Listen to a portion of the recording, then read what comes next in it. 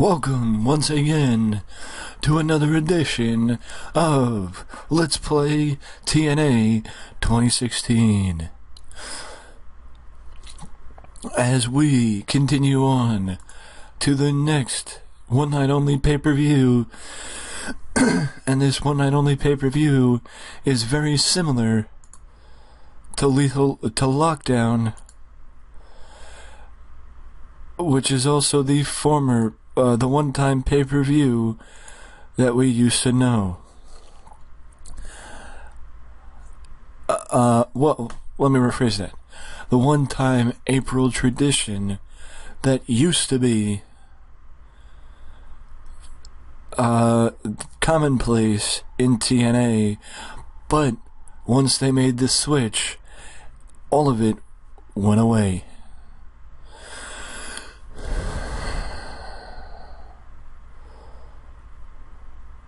So, with that being said, as we head to the upcoming one night only pay-per-view, one night only legendary collision, and we continue to punch our ticket to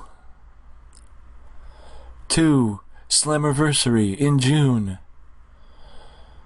I know I'm spoiling the surprises, but right now I can tell you, I just wanted you to see all this, because right now the plan is at least to make it up to Slammiversary, so that means just another 2 more months.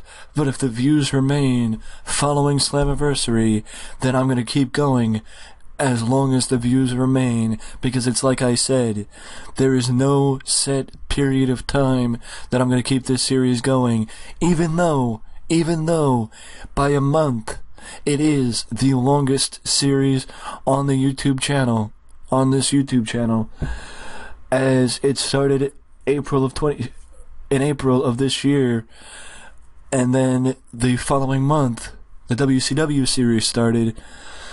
So TNA is the longest running series on this channel, but even the longest series have to end, which this eventually will. It's just a matter of when, and for that, it's up to you.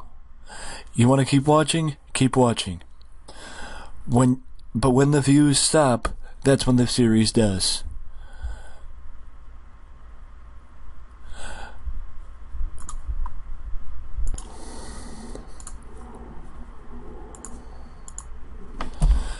Well, we kick it off with Mandrews up against Crazy Steve, and I will say this, that this is the last show that Mandrews will be featured as Mandrews, as I will be changing his name back to Mark Andrews, because Mandrews, I mean, really? Who could think that's a good name? I mean, come on. Mandrews? Really? The Flyer versus Marshall Von Erich, and the Flyer gets the victory in the second pre-show match tonight. And no, it's not a coincidence that the Flyer did Sliced Bread number 2. Put 2 and 2 together and you'll know who that is. As we continue on, Micah goes up against Homicide, and if you've been watching the last couple episodes, you've known that Micah has been on somewhat of a hot streak recently, getting, being pretty consistent with his wins, but unfortunately that win streak stops thanks to a cop killer from Homicide, and Homicide netting himself the victory tonight on Impact, as we kick off the show with an average match. Looking at this match should have been on the pre-show, as Eli Drake gets his first win in quite a while against Manibel Shiera. But either way, Drake gets his first win in a very, very long time. And as I've mentioned, wins and losses do matter to me, so I'm gonna be keeping an eye on both Eli Drake and Homicide and you should too in the coming weeks, because you never know where consistent wins may get them. But either way, we move forward as Gail Kim is preparing for her last knockout standing match at Legendary Collision, one night only Legendary Collision at the end of the month against Taryn Terrell for the Knockouts title, and Gail Kim gets the victory over Jessie K. And Gail sits down with, JB catches up with Gail Kim following the match, and just asks Gail, you have paved the way in TNA for what it means to be a knockout. You've accomplished more than anybody else in this company as a knockout. In 2 weeks, you're going to be stepping in the ring with Taryn Terrell in a last knockout standing match. What more do you have to accomplish? She looks at JB and just says, JB,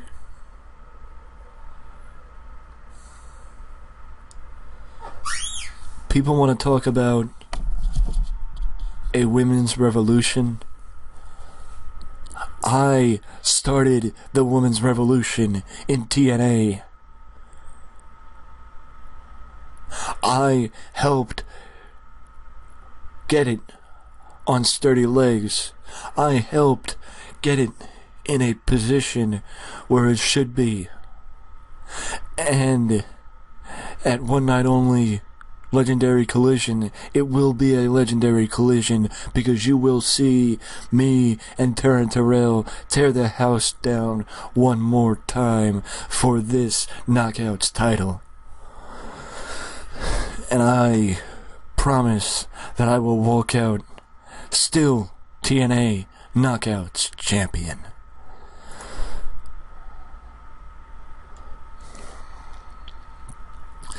Now as we move forward, the Prodigy goes up against Rocky Santiago as the Prodigy's unbeaten streak continues, and the Prodigy's collision course to Mike Bennett continues as well.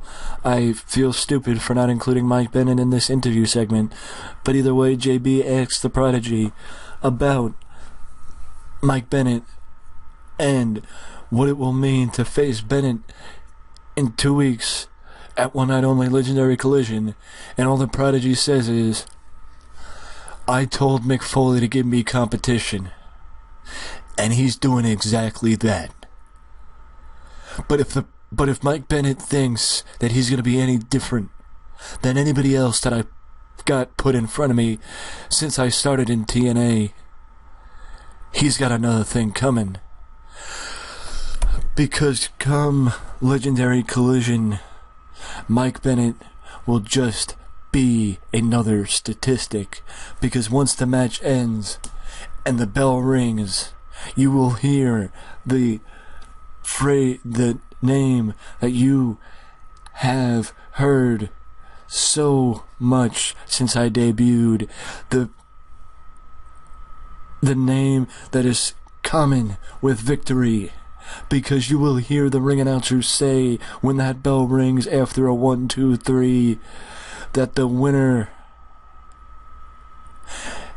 the Prodigy. And once I beat Mike Bennett,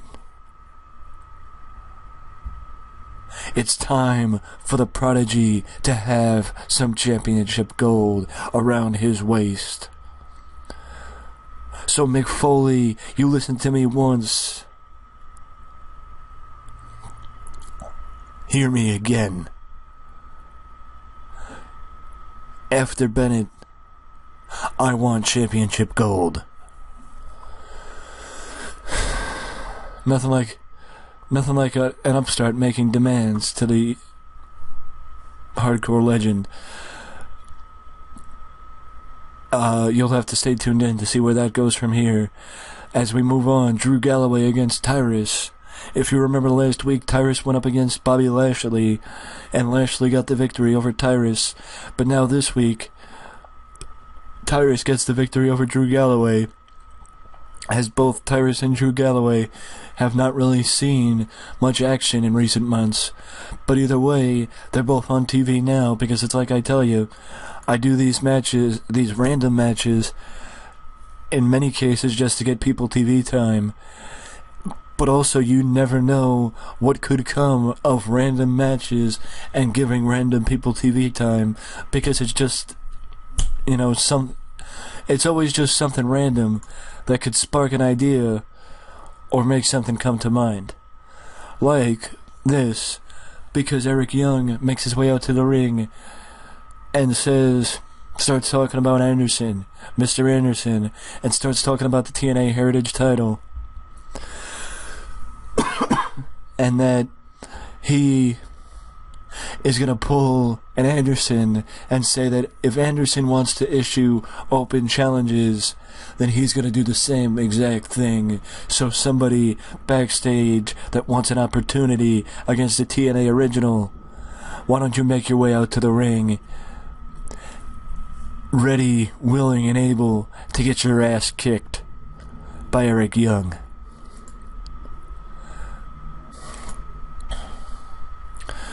And Eric Young gets the victory over Denton Blackwell with Anderson on commentary, as Anderson comes over to join Josh Matthews and Pope on commentary during the match. And you hear following the match that, following the match, Eric Young realizes Anderson's at ringside, and they just stare down each other, and Anderson holds up the Heritage title, points at it, and says, "This is my title, and you aren't going to take it from me." And then Eric Young just looks at him and says, he says it loud enough that you can hear him. "Oh yeah? Oh, I'm going to teach you a lesson you won't soon forget when we get in the ring."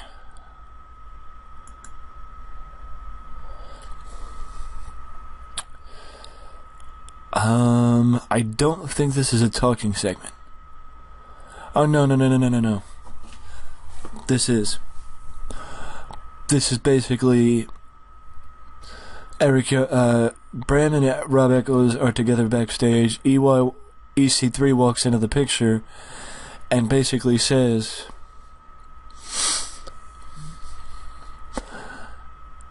"Look, I know last week was an accident, but what I want now is when I'm in the ring, I don't want either one of you coming down to ringside. You want to help?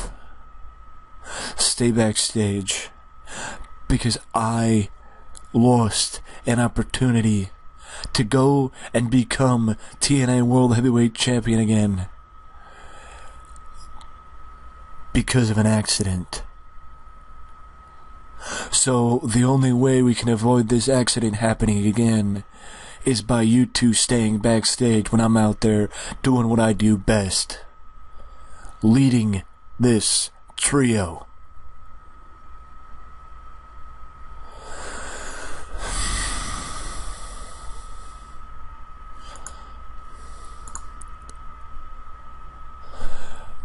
So now we head to commercial, and when we come back, it's time for Bram to actually be in action.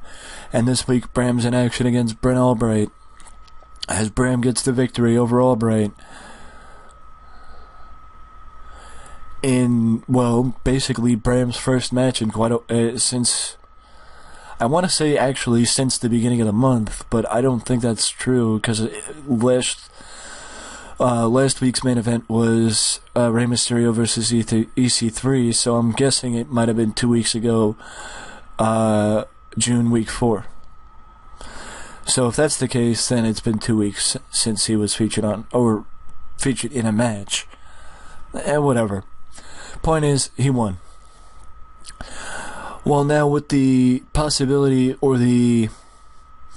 how do I say this? With the rumors spreading around TNA that the beautiful people are reforming with Madison Rayne and Velvet Sky meeting together and conversating with each other and just being seen and looking like they may be getting back together to form the beautiful people, I would run a video package highlighting the history that the beautiful people have in TNA, from Angelina Love and Velvet Sky all the way up through Lacey Von Erich and Madison Rayne, to the most recent incarnations, and what Madison Rayne and Velvet Sky, as well as Angelina, have been doing in recent years in TNA, since the stable broke up and the three members went their separate ways. This is also a video pack. Actually, no, this is a segment where Eddie and Davey talk about Beer Money Incorporated and how Beer Money may have been the best tag team in TNA at one point. But the Wolves aren't the best tag team in TNA. They are the best tag team in the world, and their past achievements and their past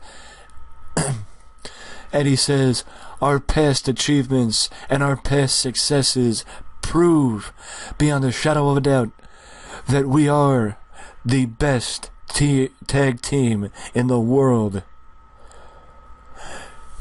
You two are just the best in TNA. We beat you there, just like we'll beat you at One Night Only Legendary Collision. And then Davey takes the mic and says, at One Night Only, it's gonna be a legendary collision, because it's gonna be the best in the world versus the best TNA has to offer.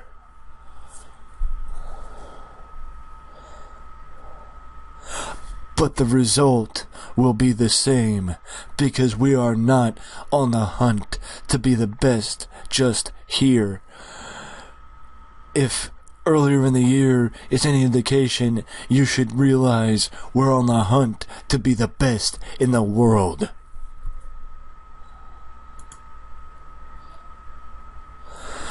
And Eddie and Davey go up against Randy Summers and Brandon Watts, Milk Chocolate, as Eddie and Davey pretty quickly dispatch the Young Upstart team in, I believe, the semi-main event. And now we head backstage to Mick Foley's office, where we see Rey Mysterio, Mick Foley, and Jeff Hardy and Jeff Hardy catching up and talking about old times from when all of them were in the other company together, and how strange it is that all of them are back together in TNA, even if just for a short time. And Ray actually brings up Matt, and Jeff says, I haven't heard from and Jeff says that he hasn't heard from Matt since the 6-man tag team match where Matt, Jeff, and James Storm came up short against EC3, Bram, and Rob Echoes at, I believe, the last pay-per-view. So Matt's been... That means that we have not just not seen Matt on television, but this sets the stage and plants the seeds that Jeff Hardy hasn't even heard from his brother since the last pay-per-view. And now we move forward as Jeff Hardy gets into the ring with his old rival, the Monster Abyss. And Jeff gets the victory over Abyss in the main event tonight on Impact.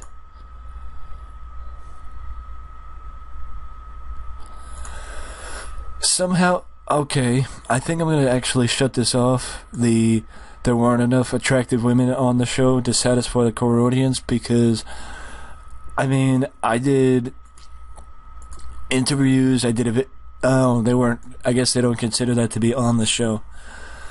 Well, okay then. But either way, the final rating of the show was a 64, and it still increased our popularity at 18 regions. This is crazy. Every week, it seems like we're increasing in popularity, and every week, which is even better because it seems like every week, my direction for the company takes another step forward in a positive direction, or in a positive manner. So, it helps as we head, which helps as we head to the next one night only pay-per-view event at the end of April, where, thus far we know, Kurt Angle will set his... Rey Mysterio has his sights set on Kurt Angle and the TNA World Heavyweight title. Also, on that night, Beer Money will reform to challenge the current TNA Tag Team Champions, the Wolves, for the TNA World Tag Team titles, and also the Prodigy puts up his undefeated streak against Mike Bennett. And, if that wasn't enough, last knockout standing, Gail Kim, Taryn Terrell for the TNA Knockouts title, also at one night only, Legendary Collision. And much more, including Mr. Anderson defending the Heritage title against Eric Young, and Kyle O'Reilly going up against Tigre Uno for the TNA X Division title. And I guarantee you, we won't end there. But we still have 2 weeks for more matches to be announced and more build to take place for TNA One Night Only Legendary Collision, which will happen at the end of April. With that being said, I want to hear from you. What do you think of the series so far? Are you as interested as you were when it started? Or do you think it may be, or do you think that Slammiversary may be the right time to end off the series? Let me know down in the comment section below. But if you don't want to leave a comment, you can always leave a like and subscribe to the channel for more content just like this that you can only find right here at Wrestling Express. Till next time. Later.